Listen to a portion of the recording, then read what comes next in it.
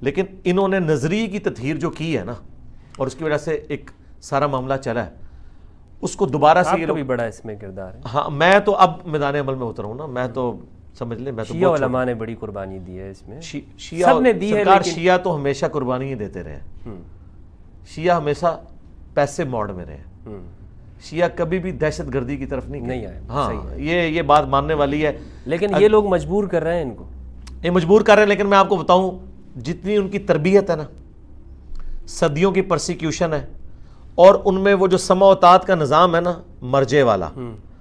جب تک وہاں مرجے سے فتویٰ نہیں نکلے گا نا یہ لوگ کوئی دہشت گرد تنظیم نہیں بنائیں گے۔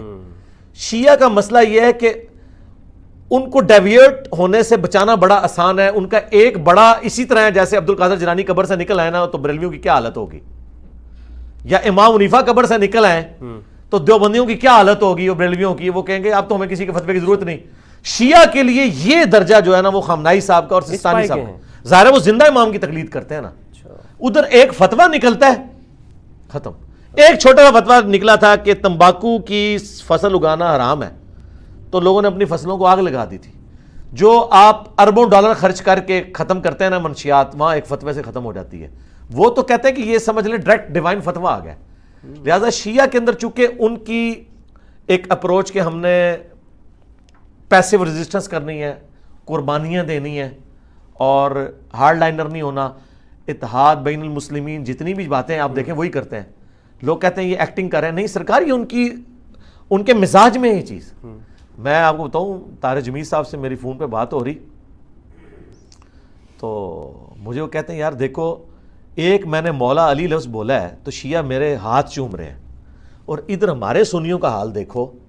ایک بات میں صحیح بات کر دو، اختلاف نہ کرو، صرف صحیح بات بتا دو۔ حدیث تو سنیوں کی تھی من کنتم مولا فہذا علی مولا، صرف اقرار کر لو۔ تو یہ ہمیں سنیے سے نکالے ہوئے ہیں، اور ان کا حال یہ کہ ہم نے ایک بات میں ان کے کہنے پہ نہیں اپنی کتابوں سے مانا ہے، وہ آگے ہمارے ہاتھ چومتے ہیں اور ہمیں اتنی عزت دیتے ہیں۔ تو مجھے کہہ رہے تھے کہ اس کی وجہ کیا ہے، میں نے کہا اس کی وجہ یہ ہے کہ ان کی صدیوں سے ہوئی ہے پرسیکیوشن، وہ پیسے موڈ کے اندر ہے، اور ان کو ڈوبتے کو تنکے کا سہارا ہے، ذرا سا بھی ان کو کوئی ایک روشنی کی کرن نظر آتی ہے نا، ٹھیک ہے، تو وہ عقیدت کے اس لیول پہ چلے جاتے ہیں۔ صحیح۔ تو یہ ایک اتنا پازیٹیو پہلو ہے، یعنی میں سمجھتا ہوں کہ شیعہ کا سب سے بڑا ایسٹ یہ ہے کہ آپ اپنے اہل بیت کے ساتھ محبت ان کے سامنے ثابت کر دیں، سرکار وہ اپنی جان بھی دینے کے لیے تیار ہیں آپ کے لیے، چاہے آپ یہ کہیں کہ مزار گرا دو، چاہے آپ کہیں یا علی مدد کہنا شرک ہے، وہ کہ نہیں مولا علی کا دفاع کر رہا ہے۔ دیکھ لیں آج بھی محرم کے دنوں میں سب سے زیادہ ویڈیوز میری شیئر ہو رہی ہوتی ہیں، حالانکہ میرا توحید کے بارے میں کتنا سخت سٹانس ہے، اور اسی طریقے سے اور عقیدہ امامت کے بارے میں بہت ہارڈ لائنر ہوں، لیکن انہوں نے ایک خوبی پکڑی کہ نہیں اہل بیت کا دفاع کر رہا ہے، باقی چیزوں پہ کمپرومائز ہوگا۔